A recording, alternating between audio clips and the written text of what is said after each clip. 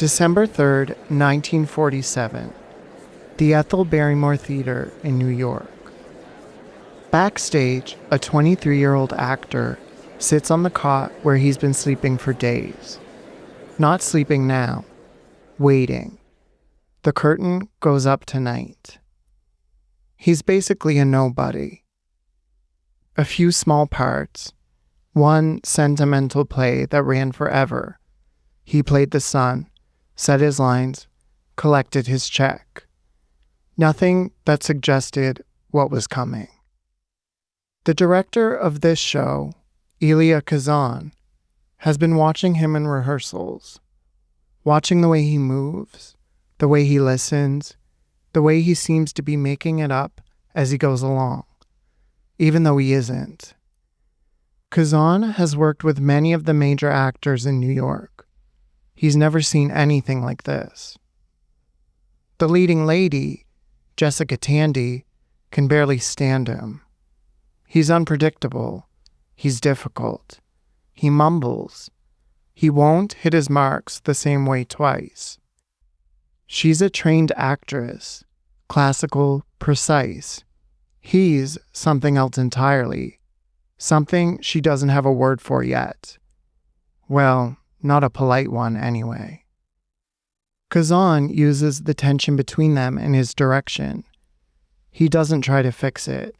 He knows it's the play. The play is called A Streetcar Named Desire. Tennessee Williams wrote it.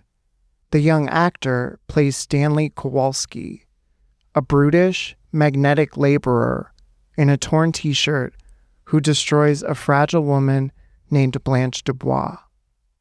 The actor has spent weeks preparing. He's reshaped his body, modeled Stanley's physicality on a boxer named Rocky Graziano.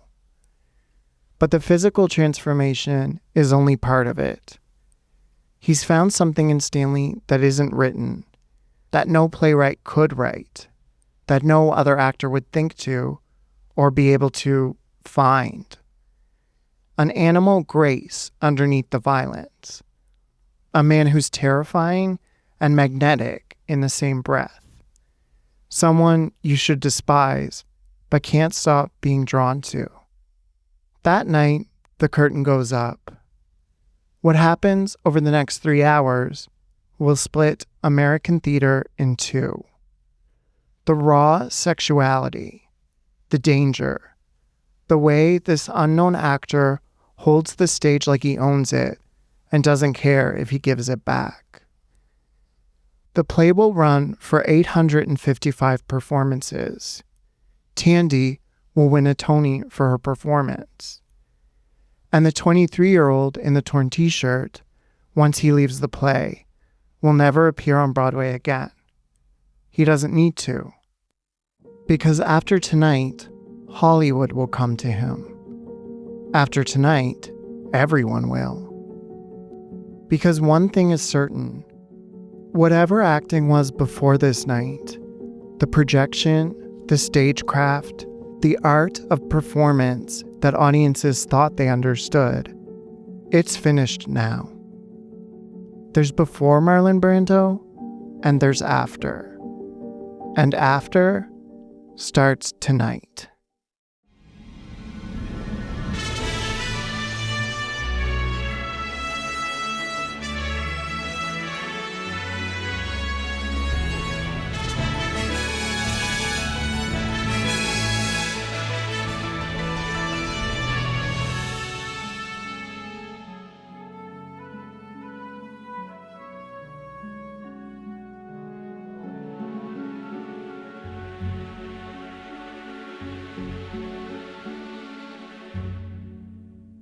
Welcome to When They Were Making It.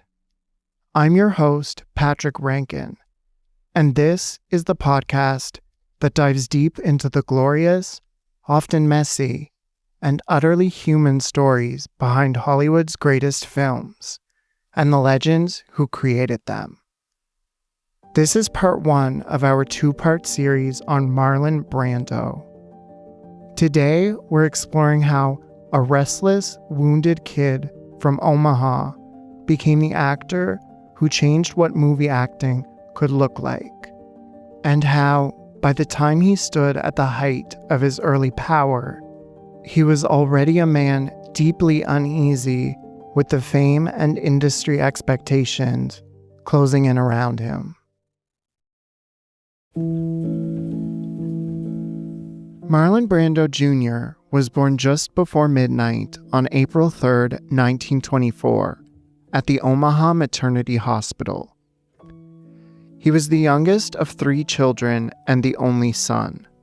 His parents called him Bud to distinguish him from his father.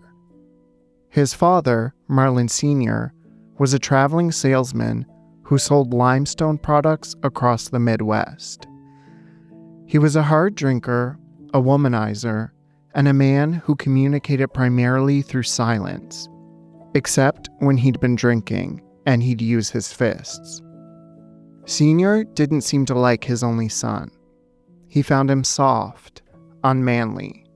He would beat the boy when he wasn't just ignoring him. The only time he would speak to him would be to tell him that he would never amount to anything. Bud's mother, Dorothy, who everyone called Dodie, was something else entirely. She was kind-hearted, funny, talented, and full of ideas. She was an aspiring actress who helped found the Omaha Community Playhouse. She was also an alcoholic. As Brando would put it, she was the town drunk. But she was also the one who dressed the family's pet goose as Santa Claus, little red costume, beard, and everything, and read to him in bed while they shared a bowl of crackers and a milk. He adored her. He just never knew which version of her was coming through the door. The children learned to fend for themselves. Senior was on the road for weeks at a time. Dodie was at the playhouse, or out somewhere, or passed out. The worst part was, Bud felt all of it. Everything. He was sensitive in a way that had no place in their household. Too attuned to every slight, every absence, every slammed door. In a family that ran on denial and alcohol, the child who felt everything was the child who suffered most. When what you are as a child is unwanted, he would say later, it's unwelcome. Then you look for an identity that will be acceptable. The family moved when Bud was 6, to Evanston, Illinois, where the money was better and the drinking got worse. Dodie had to leave the Omaha Playhouse behind. It broke something in her. With both parents unreachable, Bud latched onto the family's live-in governess, a young woman named Ermy. She played cards with him. She slept in his bed sometimes. She was the closest thing to a constant he had. When he was 7, she left to get married. She told him she'd come back soon.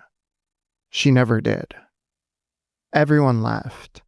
His mother into the bottle, his father onto the road.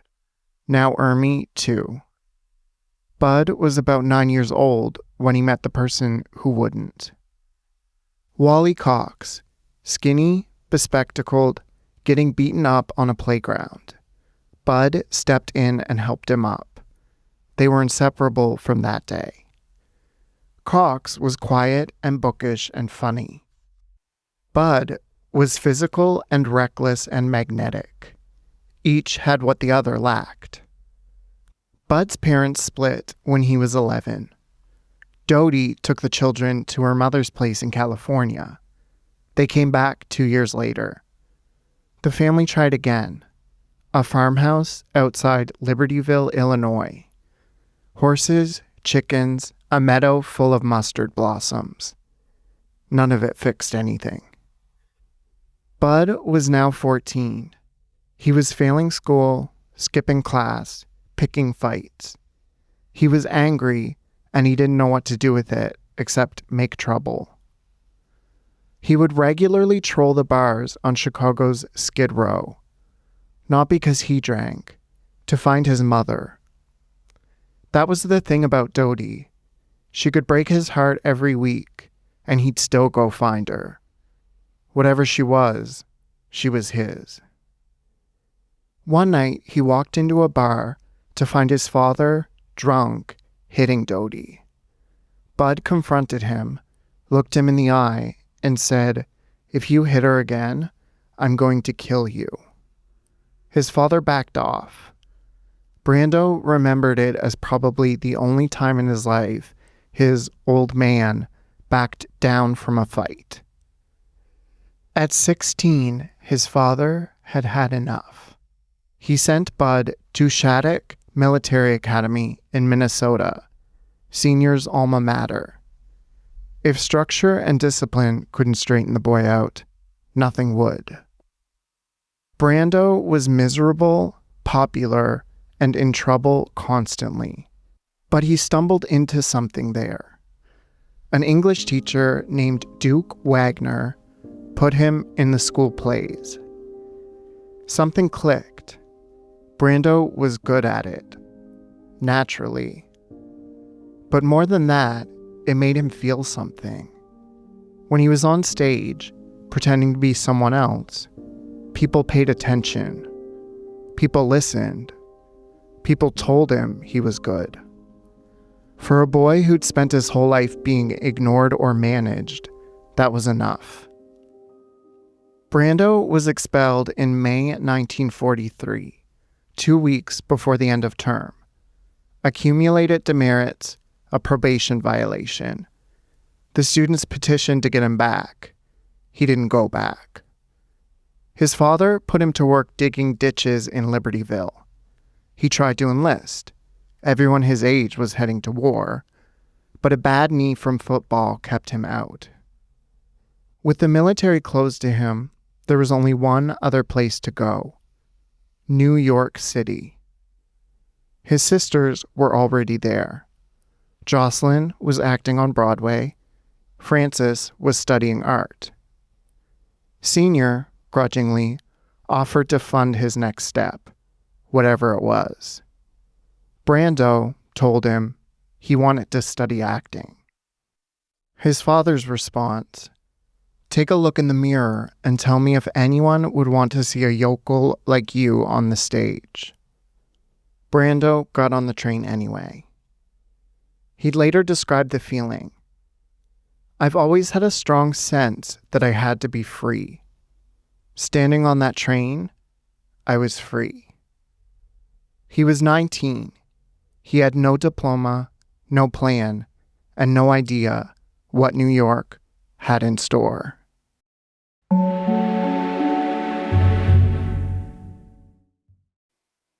In New York, Brando was free. Broke, directionless, sleeping on his sister Frances's floor in Greenwich Village, but free. He'd later put it simply: "I arrived in New York with holes in my socks and holes in my mind." He enrolled at the dramatic workshop of the New School for Social Research, a training ground for actors run by a German émigré director named Erwin Piscator. He took classes. He reconnected with childhood friend Wally Cox, who was living in the city now, studying metalwork. They became roommates. To pay the rent, he worked as an elevator operator at a department store. The acting classes, meanwhile, were confirming what Duke Wagner had seen at Shattuck. Brando was good. Effortlessly, obviously good. Piscator found him impossible to control, but nobody questioned the talent. He'd chosen the right path. He just hadn't found the right teacher yet. Then he walked into Stella Adler's classroom. Adler was the daughter of the great Yiddish theater actor Jacob Adler. She was the only American acting teacher who had studied directly with Stanislavski himself, 5 weeks in Paris in 1934, and she'd come back with a fundamentally different idea of what acting was supposed to be. The prevailing approach, championed by Lee Strasberg, asked actors to dredge up their own painful memories to generate emotion on stage. Adler thought that was destructive. Her method was built on imagination, not reliving your own trauma, but building a character's world from the inside out, using observation, script analysis, and creative invention. She was tough, brilliant, and exacting. She didn't hand out compliments. So when she looked at the 19-year-old kid in torn jeans and a dirty t-shirt and told him within a week that he had something extraordinary, it meant something. More than that, she opened a door he didn't know existed. She brought him into her home on West 54th Street, introduced him to writers and musicians and composers. He'd never met a Jewish family before. He'd never been in a room where people talked about art like it mattered. She taught him how to understand literature, how to look at paintings, how to listen to music. And through her training, she gave him permission to use the thing that had made his childhood unbearable: his sensitivity, his ability to read people, his instinct for what was happening beneath the surface, as a tool instead of a curse. He also started dating her daughter Ellen. Stella, who had taken him in like a son, was furious. It didn't stop him. Nothing much did when he decided what he was going to do. In Adler's class, Brando was unlike anything the other students had seen. One day, Adler told the class to act like chickens and announced that a nuclear bomb was about to fall. Everyone panicked, clucking, flapping, running in circles. Brando sat quietly and pretended to lay an egg. When asked why he wasn't reacting to the bomb, he said, "I'm a chicken. What do I know about bombs?" That was Adler's philosophy made flesh. Stay inside the character's reality, not the actor's knowledge. And Brando had understood it instinctively, before anyone had to explain it to him. He was raw. He was undisciplined. He mumbled. He couldn't always be heard past the fifth row. But when he was on stage, something happened that nobody could teach and nobody could look away from. The other students knew it. The teachers knew it. Actress and fellow student Elaine Stritch, who'd go on to become a Broadway legend in her own right, said that sending Brando to acting class was like sending a tiger to jungle school. He was a natural in every sense of the word. Adler also began opening doors. She pushed for him to audition for the new Rodgers and Hammerstein production, I Remember Mama, and in October 1944, at 20 years old, Marlon Brando made his Broadway debut. It was a small role, a warm, sentimental family drama, nothing that would set the world on fire. But he was on a Broadway stage, and people were starting to notice something. Over the next 2 years, he worked steadily, one production after another. Most of them flopped. It didn't matter, because every time Brando walked on stage, something happened. In the play Truckline Cafe, he had a single scene, a 5-minute monologue as a shell-shocked veteran confessing to murder. The play was so bad it lasted 13 performances. But Brando's scene stopped the show cold. Carl Malden, who was in the cast, said the audience screamed and stomped, that the play couldn't resume for nearly 2 minutes after Brando exited. Word was getting around. He wasn't a star. He wasn't even a name most people knew. But in the small world of New York theater, Brando was becoming the person everyone was talking about. His reputation was growing in other ways too. Along with the talent came everything else. The eccentricities, the provocations, the refusal to play by anyone else's rules. Tallulah Bankhead, Broadway royalty, a force of nature with a serious drinking problem, cast him in a Cocteau adaptation touring out of town. Brando couldn't handle it. Not the work, her. She was about his mother's age, drunk half the time, commanding the room through sheer will. It was too close to home. So he did what he always did when he was uncomfortable. He made himself impossible, fidgeting through her monologues, picking his nose during her big scenes, mugging at the stagehands. She fired him just a few weeks in. "That's just Brando," was a line that was becoming something of a refrain in New York theater circles. The genius was real. So was everything that came with it. By the summer of 1947, Brando had drifted.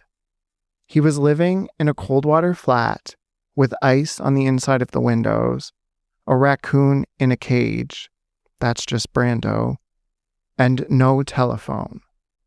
He hadn't worked in months. He was 23 years old and, though an undeniable tour de force, going nowhere in particular. Half a mile away, Tennessee Williams had finished a play. A Streetcar Named Desire, a brutal, poetic play about a fading Southern belle named Blanche Dubois, who turns up, desperate, at her sister's door in New Orleans. Stella's husband is Stanley Kowalski, a coarse, magnetic, dangerous young man who sees through Blanche immediately and decides to destroy her. Elia Kazan was set to direct. Irene Mayer Selznick, daughter of MGM's head honcho Louis B. Mayer, was producing. Over the past few months, the pieces had fallen into place. The financing, the theater, the creative team. Jessica Tandy had signed on to play Blanche, Kim Hunter to play her sister, Stella, Carl Malden as Mitch, Stanley's soft-hearted friend. All they needed was their Stanley. And to be honest, they were getting nervous about it. John Garfield had fallen through.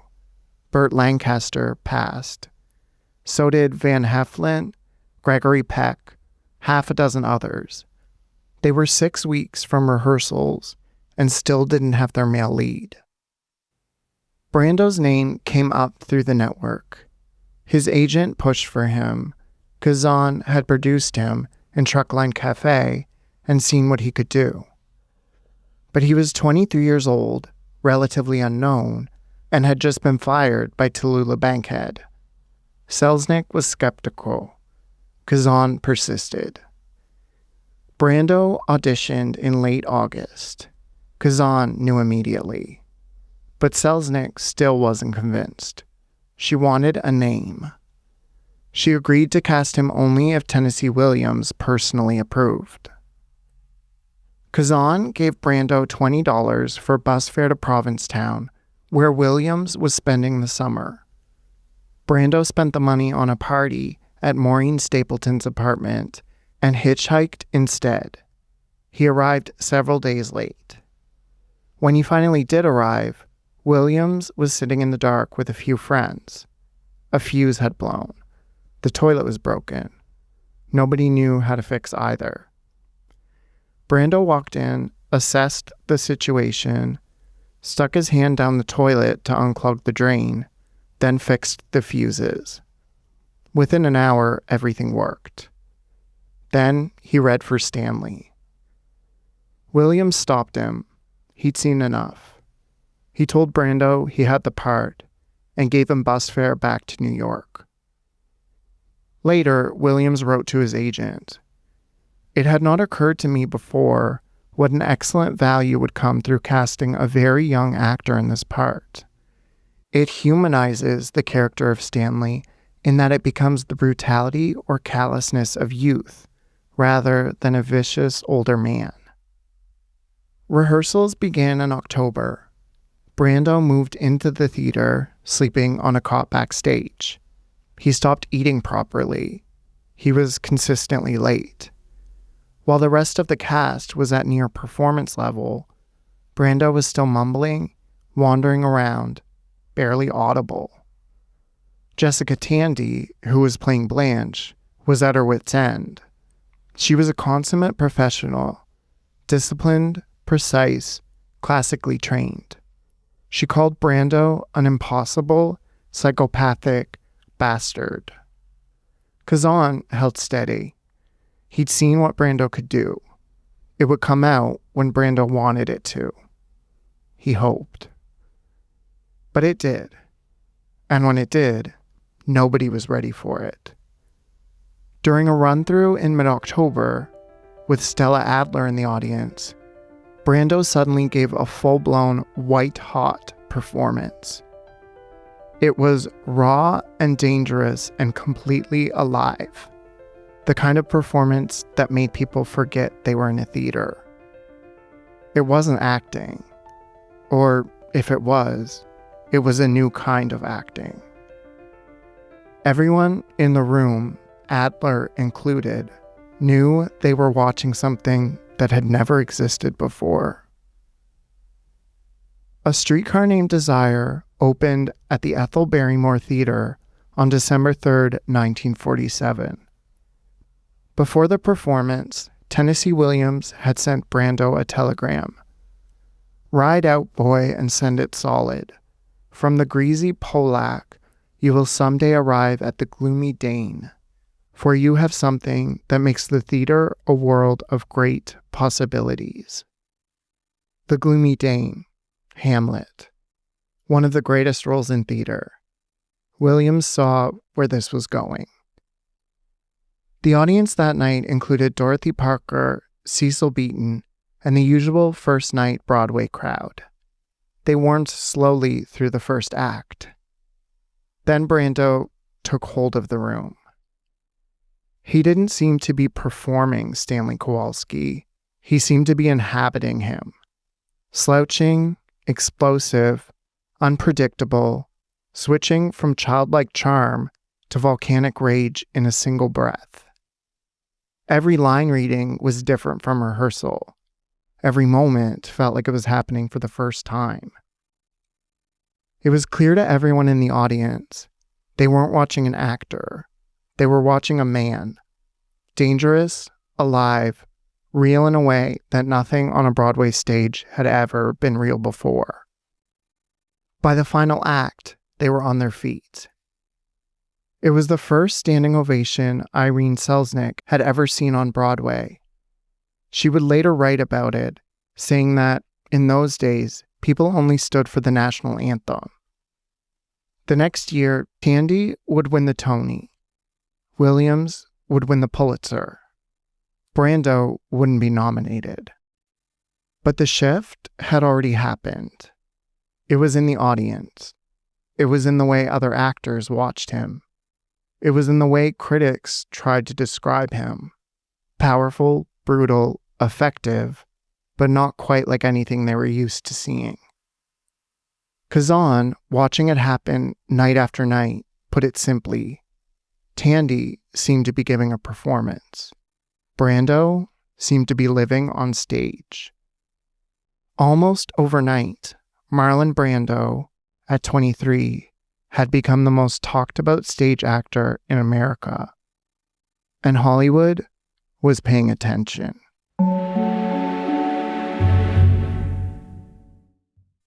Streetcar ran for 855 performances, closing in December 1949.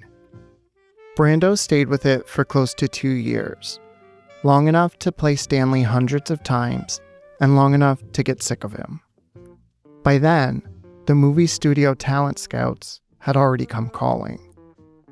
And it was clear pretty much from the start, Hollywood knew exactly what it wanted from Marlon Brando. And Brando was considerably less certain about Hollywood. The studios wanted Stanley Kowalski, the danger, the physicality, the raw sexuality. They wanted to bottle it, put it in a star vehicle, and sell tickets. They also wanted control, long-term contracts, and the machinery that came with them. They wanted to decide what kind of movie star Brando was going to be, and then build him into it. Brando said no. Not to movies, to ownership. He wasn't above film. He needed the money, and he was curious about what the camera could do with the kind of acting he had brought to the stage. But the studio system was something else. The standard Hollywood deal meant years of exclusivity, years of assignments, years of other people controlling your image, your time, and your next move. Brando had spent his life resisting exactly that kind of control. He'd gotten expelled from military school. He'd gotten himself fired by Tallulah Bankhead. He'd fought his father, his teachers, his directors, anyone who tried to tell him where to stand and who to be. So he would make films, but he would make them one at a time on his own terms. And the first one he chose was not a glamour vehicle, not a romance, and not an attempt to turn Stanley Kowalski into a movie star. It was almost the opposite. It was called The Men, a small, serious drama produced by Stanley Kramer, directed by Fred Zinnemann, and written by Carl Foreman, about a young World War II veteran paralyzed from the waist down.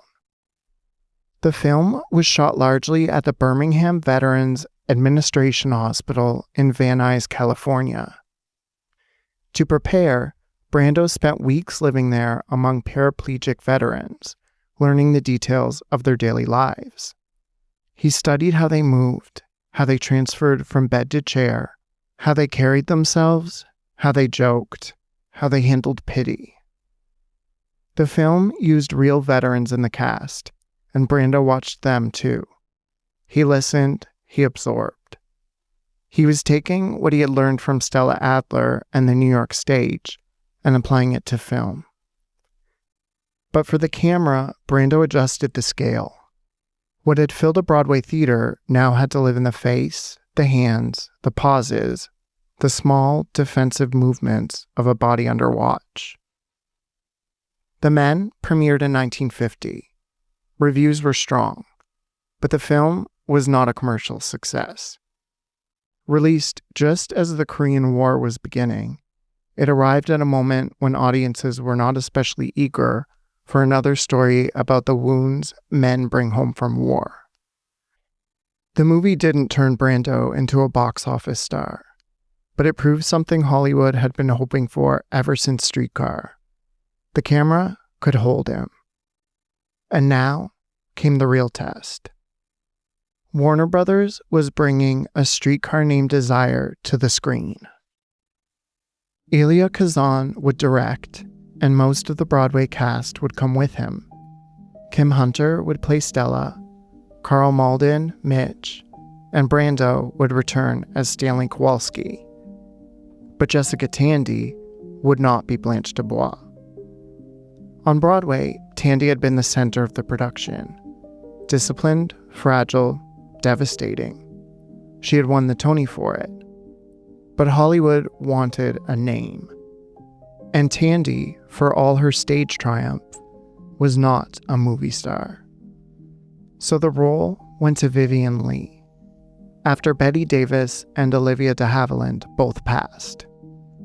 Leigh arrived with the kind of screen history no studio could ignore. She had been Scarlett O'Hara in Gone with the Wind. She had already played Blanche on stage in London, directed by her husband, Laurence Olivier, and she brought a fragility to the role entirely her own. For Brando, it meant returning to Stanley with a new Blanche across from him, a camera inches away, and a studio watching closely to see whether the thing that had shaken Broadway would do the same for cinema. But Streetcar was not easy material to bring to the screen. The play was sexual, violent, and psychologically brutal. It was built around desire, humiliation, and the destruction of a woman who arrives already close to breaking. On stage, it had been allowed to disturb people, but Hollywood had rules about that. Before Streetcar could reach the screen, the material had to pass through the production code. So the script was softened before and during the approval process. The implication that Blanche's dead husband had been gay had to be blurred. Her own sexual past had to be made less explicit. The violent sexual assault at the end of the story had to be handled carefully. And the ending itself had to be changed. In the film, Stella would resolve to leave Stanley, a moral resolution the play never provided. Kazan and Tennessee Williams fought to preserve as much of the play's meaning as they could. Williams argued that the sexual assault on Blanche was not decoration. It was the truth his whole story turned on. Kazan and Williams won some battles. They lost others. The production itself carried another tension. Most of the cast had lived with Streetcar on Broadway. Brando, Kim Hunter, Carl Madsen. They had lived inside the material together. They knew Kazan, they knew each other, and they had the easy shorthand of people who had already been through it. Vivien Leigh was the outsider. She had played Blanche in London, yes, and she was by far the biggest film star in the cast, but she wasn't part of the Broadway family. Her style was more classical, more controlled, and at first, she and Brando circled each other warily. Leigh later said that he was rather strange at first, and, in her words, terribly affected. He seemed to think much the same of her. But Leigh worked hard, stayed late, and obviously wanted the film to be great. Brando eventually warmed to her, and his imitation of her husband Olivier, playing Henry V, helped break the ice. She found it hilarious. After filming wrapped, Warner Brothers cut Streetcar again. This time, the pressure came from the Catholic Legion of Decency, which threatened the film with a condemned rating, the kind of rating that could seriously damage its box office. To avoid it, the studio approved another round of cuts without Kazan's knowledge. Some of what disappeared was dialogue, some of it was physical intensity, and some of it was Stella's obvious desire for Stanley, which added another disturbing layer to her believing him over her sister. The film that audiences would see would still be dangerous, still charged, still unmistakably Tennessee Williams. But it had been trimmed, softened, and morally rearranged for Hollywood release. When A Streetcar Named Desire opened in September 1951, it was a sensation. Vivien Leigh drew most of the early attention. Bosley Crowther, in the New York Times, called her Blanche a woman of even greater fullness, torment, and tragedy. The film was reviewed largely as her vehicle. But the performance that would change the future of movie acting, that belonged to Marlon Brando. What Brando had done for American theater, he had now brought to American film. On stage, Brando had made Stanley feel unpredictable. Now, the camera was close enough to catch what audiences at the Barrymore could only feel from across the room. The physicality, the sexuality, the shifts that made Stanley feel alive from moment to moment. And that was what made him different. Brando didn't seem arranged for the audience. He seemed overheard, interrupted, caught in the middle of private feeling. The reviews in 1951 caught pieces of it. Crowther, in the New York Times, wrote that on-screen Brando seemed that much more highly charged. His despair was more exposed, his comic moments more sly. Variety saw the force too, writing that Brando at times captures strongly the brutality of Stanley. But the same review also complained that his performance was marked by frequent garbling of his dialogue, and that Brando overdoes it somewhat. They caught the charge, the roughness, the garbled dialogue. What they couldn't see yet was what it would mean. Critics in the decades that followed would put it more simply. Before Brando, movie actors performed emotion. Brando, in Streetcar, appeared to feel it. His work seemed more real, more physically alive, more true to life than the polished screen styles that had come before it. Years later, film critic Roger Ebert would argue that no performance had more influence on modern film acting than Brando's Stanley Kowalski. Before Streetcar, he wrote, American movie performances still carried a certain restraint. Brando broke that restraint wide open. But in 1951, audiences didn't need a theory to understand that something had changed. The film grossed $4.2 million against a budget of $1.8 million. 15 million tickets were sold. Word spread the way it only spreads when something genuinely new has happened. And then there was the other thing Streetcar did for Brando. The thing that had nothing to do with acting technique. The torn t-shirt, the sweat, the body. He was different from the Clark Gables and Cary Grants, the polished studio-leading men who made masculinity look controlled, tailored, and camera-ready. Brando's appeal was rougher, less groomed, less arranged, more physical. Arguably, not since Rudolph Valentino had a male star invited that kind of desire so openly, had allowed himself to be looked at that way. But where Valentino's appeal had been exotic and romantic, Brando's felt immediate. He was not a sheik in a desert or a dream lover from another world. He was a man in an undershirt in a tenement. Less fantasy, more flesh and blood realism. After Streetcar, the undershirt was no longer just underwear. Sales surged. Men copied the look. The plain white t-shirt became shorthand for a new kind of American masculinity. Rough, physical, and unapologetically sexual. Brando was 27 years old.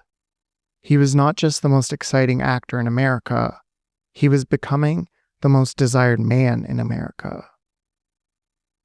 Streetcar received 12 Academy Award nominations. Vivien Leigh won Best Actress. Kim Hunter won Supporting Actress.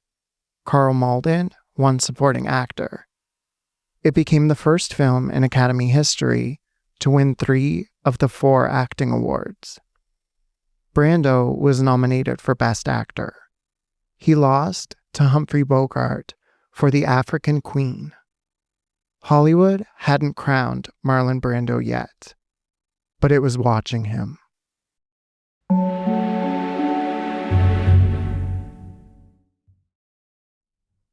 By 1952, Marlon Brando had made 2 films and received an Oscar nomination.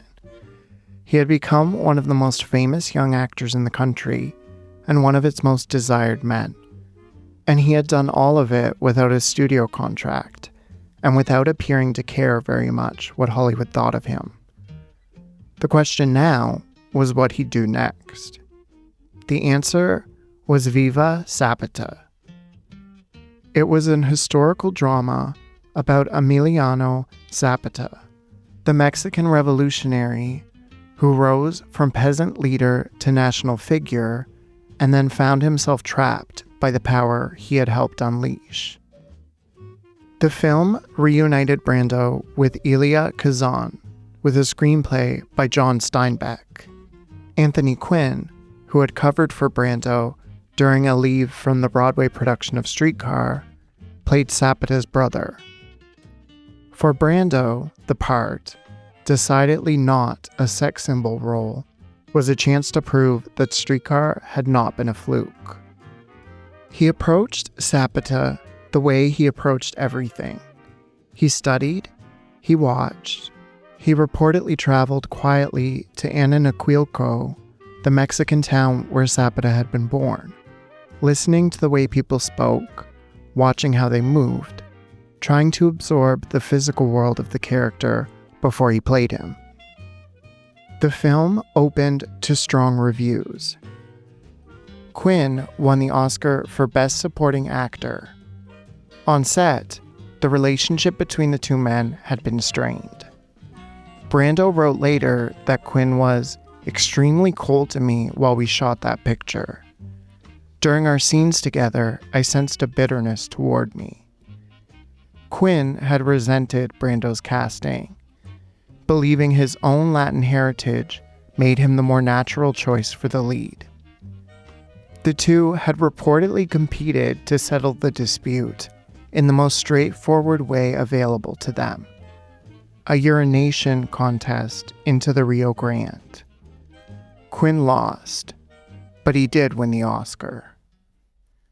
At the Cannes Film Festival, Brando won Best Actor. By now, the good reviews were piling up. The awards recognition was accumulating. What Brando was doing on screen, the physicality, the raw instinct, the sense that he was living inside the character rather than performing him, was unlike anything Hollywood had seen before. But not everyone thought that was a good thing. To many in Hollywood, what Brando was doing looked like the future. To others, it looked undisciplined. His detractors called it the torn t-shirt school of acting, the implication being that what he did on screen could be reduced to sweat, slouching, and sex appeal. And then there was the nickname that had begun to follow him around, the mumbler. That one was more direct. It wasn't a stylistic critique. It was a technical one, that he simply couldn't speak clearly. He couldn't project. He couldn't handle language. Brando might be exciting, he might be effective, but to his critics, the argument was simple. Instinct wasn't technique. Put him in something formal enough, something built on discipline and verse, and Brando's whole shtick would fall apart. Then MGM cast him in Julius Caesar. Directed by Joseph L. Mankiewicz and produced by John Houseman, it assembled one of the most distinguished classical casts Hollywood could put together. James Mason, John Gielgud, Greer Garson, Deborah Kerr, and Marlon Brando. Brando would play Mark Antony and deliver one of the most famous speeches in the English language. The role was classical. It was prestige. It was Shakespeare. You didn't get more technique than that. The casting made sense and didn't make sense at the same time. Brando was one of the most talked about actors in the country, which made him valuable to MGM. But he was also the mumbler, the torn t-shirt actor, the exact opposite of what people expected in a Shakespeare picture. So Mankiewicz was careful. Brando screen tested for the role, and Paul Scofield, a young British stage actor, was reportedly kept in mind in case the test didn't work. It worked. Brando was taking this seriously. He worked closely with co-star John Gielgud on the verse. Gielgud was a titan of the British stage. by most accounts, one of the greatest classical actors of his generation. He had spent his career defining what it meant to perform Shakespeare at the highest level. Verse, precision, the full weight of the tradition behind every word. When filming was over, Gielgud was impressed. He offered Brando a full season at the Hammersmith Theatre in London. Brando turned him down, but the point had been made. Julius Caesar opened in June 1953 to strong reviews. Director John Huston, after watching Brando's performance, said it was like a furnace door opening. The heat came off the screen. Critics who had written him off as all instinct and no technique found themselves praising his diction as clear and precise. He could do the classical tradition. He could handle verse. And he could do it without losing the thing that had made him dangerous in the first place. His third Academy Award nomination followed. 3 consecutive Oscar nods. 3 completely different kinds of performance. Stanley Kowalski, Emiliano Zapata, Mark Antony. It was getting harder and harder to say Marlon Brando had limits. If Julius Caesar had taken Brando as far away from Stanley Kowalski as possible, his next film brought him back. The Wild One was produced by Stanley Kramer, loosely inspired by the 1947 Hollister motorcycle rally, where thousands of bikers descended on a small California town and the press turned it into a national scandal. Brando played Johnny Strabler, leader of the Black Rebels Motorcycle Club. Leather jacket, jeans, tilted cap. Brando's own Triumph Thunderbird stipulated in his contract. The plot was simple. A motorcycle gang rolls into a small town and unsettles everyone in it. The appeal was simpler. Brando looked like trouble. In the film, a girl asks Johnny what he's rebelling against. Johnny answers with the line that became the film's shorthand. What do you got? The Wild One opened in December 1953. The film itself divided critics. Brando did not. His performance was singled out for praise, even by reviewers who had no idea what to make of the movie. Any image that came attached to the performance, well, that landed immediately. The leather jacket, the motorcycle, the 2-word answer that said everything and nothing. Mark Antony be damned. This was the version of Brando the culture knew what to do with. And it spread fast. Brando's Johnny became a template for a new kind of screen rebel. Young, bored, hostile to authority, and impossible to reason with, because he wasn't really making an argument. He was just saying no. The look itself moved beyond the film almost immediately. The jacket, the bike, the attitude, all of it became more than a costume. It became shorthand for American teenage rebellion.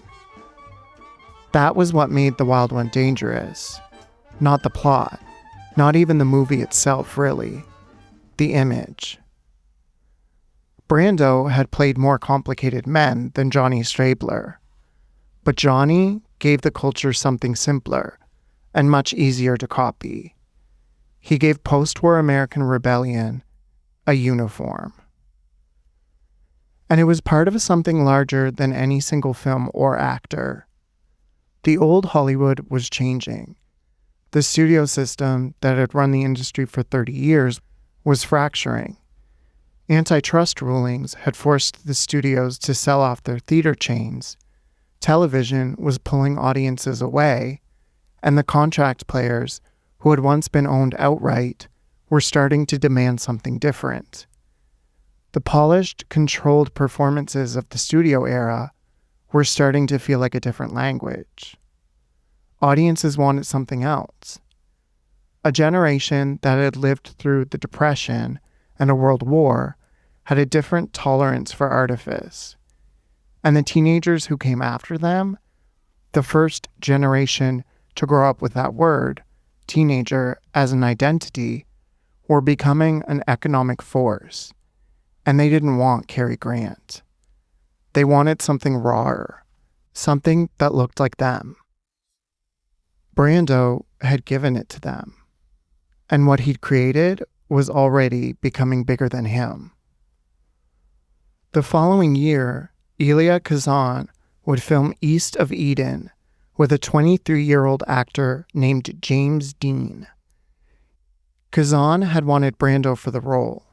Brando was 30, too old. So Kazan found the next closest thing, someone who admittedly had shaped himself in Brando's image. When the film opened, critics immediately noted the resemblance. Dean was doing what Brando had done. The vulnerability, the rawness, the refusal to perform from the outside. Brando was all dynamic power. Dean was all neurosis and repression, but they came from the same source. Brando had cracked the door open. Now everyone was walking through it. But Brando himself, as The Wild One hit theaters in late 1953, was already chafing under the attention, the industry machinery, all of the cultural noise that his own success had helped create. Around the time of The Wild One's release, he told Time magazine he was thinking of retiring. The screen had less freedom than the stage, he said. He wasn't sure it was worth it. Years later, he wrote that of all the parts he played, Johnny Strabler of The Wild One was one he related to. There was a line in the film where Johnny says, "Nobody tells me what to do." Brando said that was exactly how he had felt his whole life. So far, that instinct had mostly worked for him. It had kept him out of studio contracts, protected him from being owned, and let him move through Hollywood without being dragged down by it. Well, for now.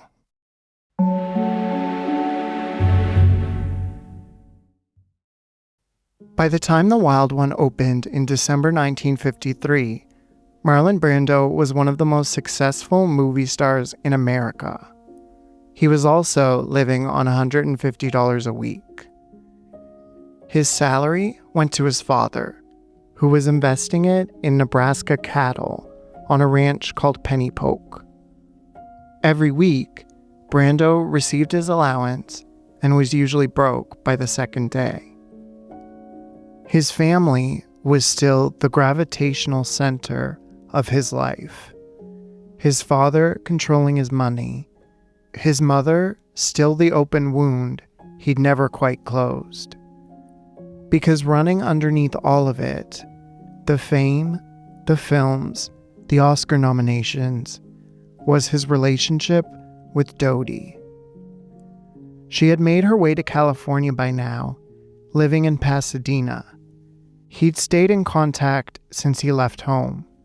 That was never in question. She was the one constant he'd always come back to. And through it all, she had remained the person whose approval meant the most to him. She was still the same Dodie, still as destructive as she was loved.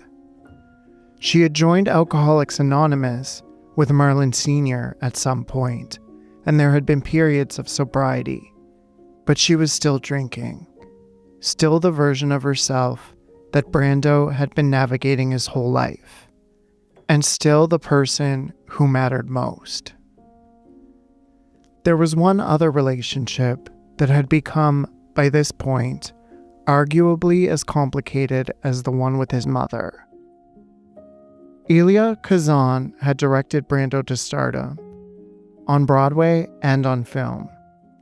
He had seen what Brando could do before almost anyone else had. He had pushed for him, fought for him, built films around him. And then, on April 10th, 1952, Kazan walked into a room and named names.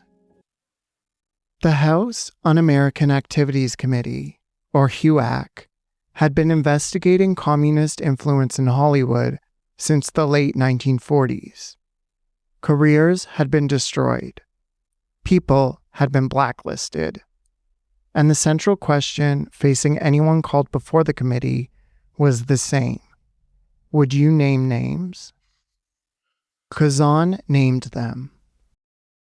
On April 10th, 1952, he appeared before HUAC and identified 8 former members of the Communist Party. Colleagues, people he had worked with, people who trusted him. 2 days later, he took out a full-page advertisement in the New York Times defending his decision and urging others to do the same. Brando learned about it during the filming of Julius Caesar. By all accounts, he was disgusted. He told people he would never work with Kazan again. He made no public statement at the time.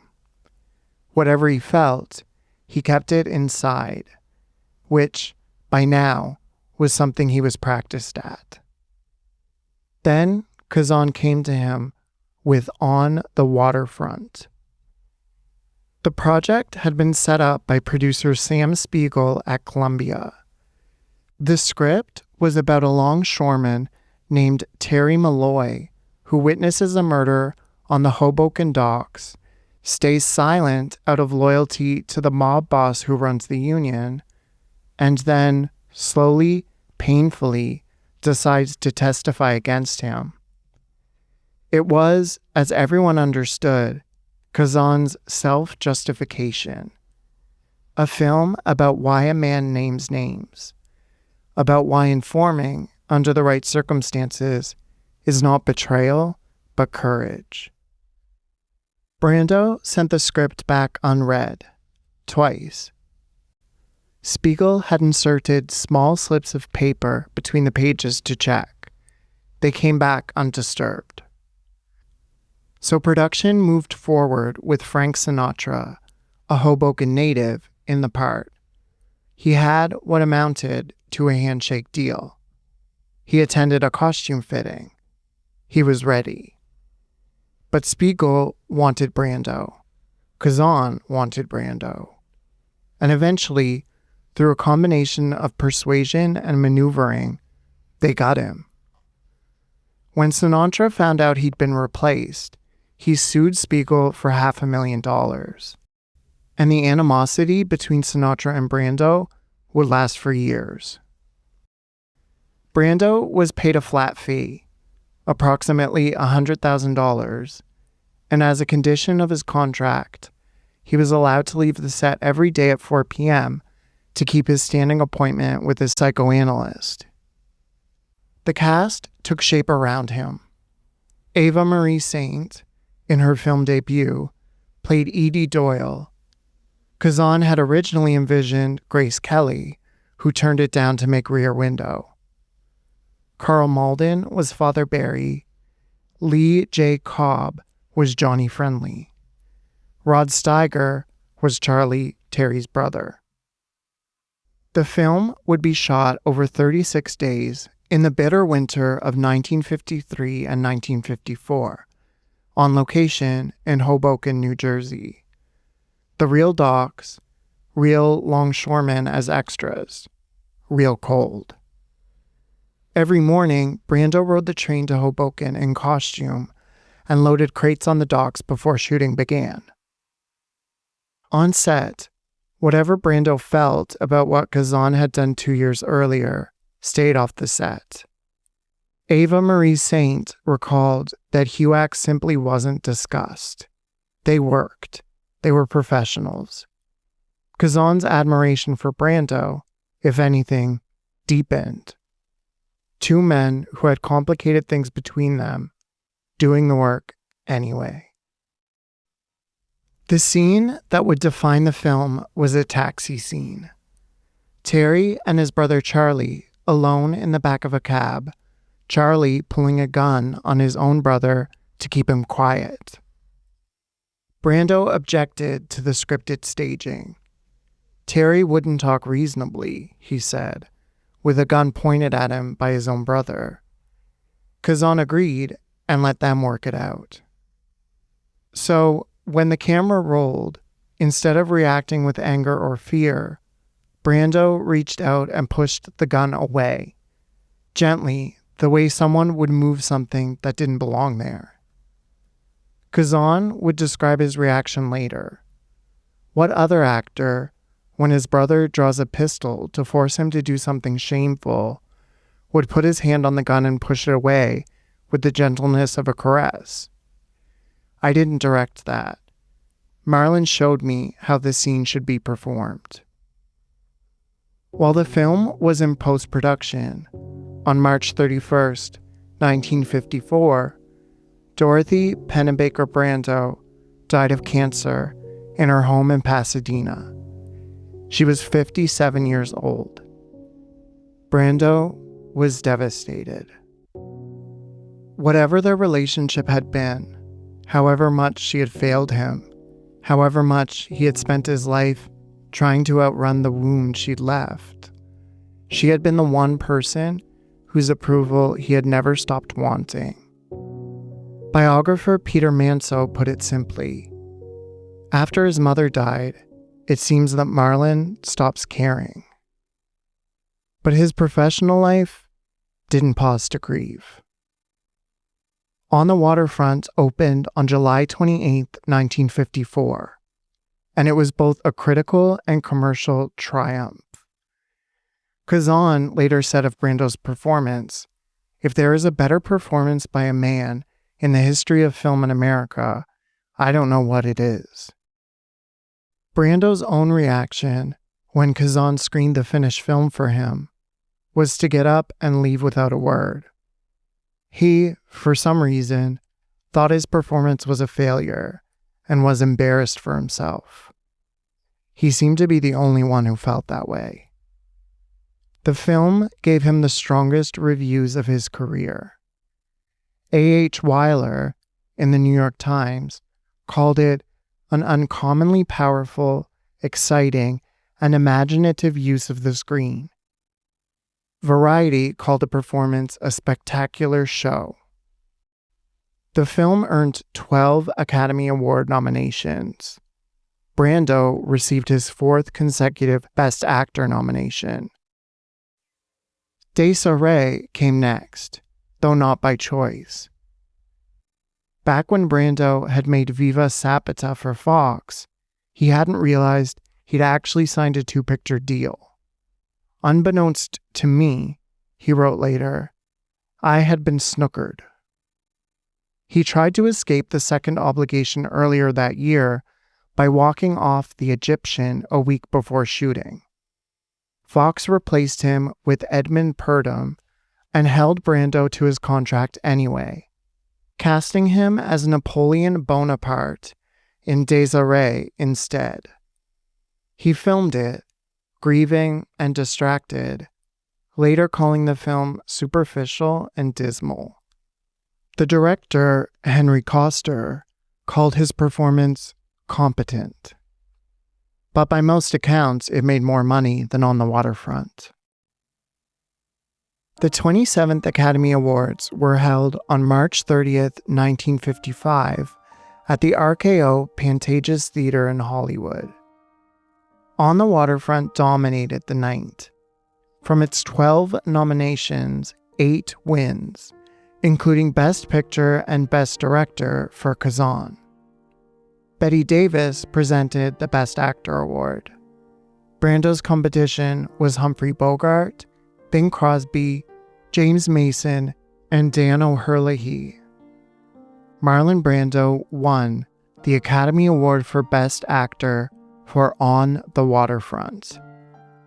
After his name was called, Brando bounded to the stage, hefted the statuette, and looked out at the room. "It's much heavier than I imagined," he said. Gosh, I had something to say, and I can't remember what I was going to say for the life of me. He thanked no one by name. He made no political statement. The room that night was full of people who had been hurt by HUAC, honoring a film that was widely understood as a defense of informing, directed by the man who had named their names.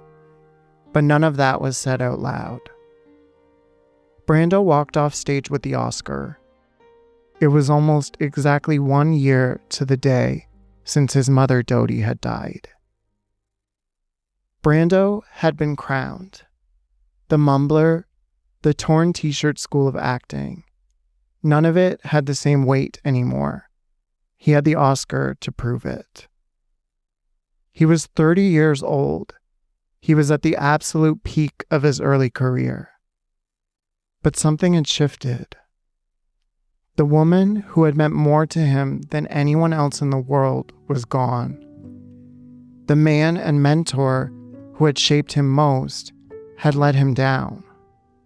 The fame he had spent years resisting had found him anyway. And with the Oscar in his hand, there was no pretending he could outrun it anymore. He had spent his life pushing back against anything that tried to contain him.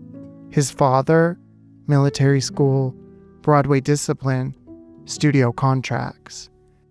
Now Hollywood had given him its highest honor, which meant Hollywood would expect something in return. As the spring of 1955 began, Marlon Brando had everything Hollywood could offer him. The Oscar, the fame, the power. He stood at the apex of everything he had built, and he was ready to burn it all down.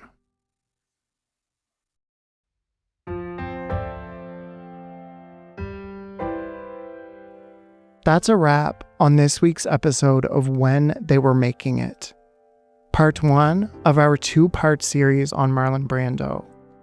Next week, we'll explore what happened when the actor who changed Hollywood turned his sights on destroying the version of himself it had built. I'm Patrick Rankin, writer, producer, and your host. Original artwork by Simone Beach, and original music by Lionel Zablat. Thank you for listening and for helping keep these stories alive. Our Patreon, When They Were Making It, The Backlot, is officially open.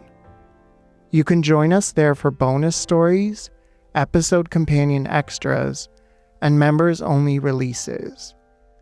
Our full-length bonus episode for June, a look at Barbara Stanwyck, the woman Hollywood couldn't break, is out now for Studio Insider members. There are also mini-episodes on classic Hollywood stories like the studio-era world of central casting, the mysterious death of 1930s comedian Thelma Todd, and more, along with companion after-shows for each main feed subject and monthly Q&A extras. And that's just what's already waiting for you from June. July's backlot releases are on the way, with a new round of bonus episodes, mini-episodes, companion extras, and Q&A content. You'll find the backlot at patreon.com/whentheyweremaking it, or through the link in the show notes. We also post a companion piece for each episode on Instagram. Images, context, the visual side of the story. We are When They Were Making It on Instagram and TikTok. And if you're enjoying the show, please follow us in whatever app you're listening to.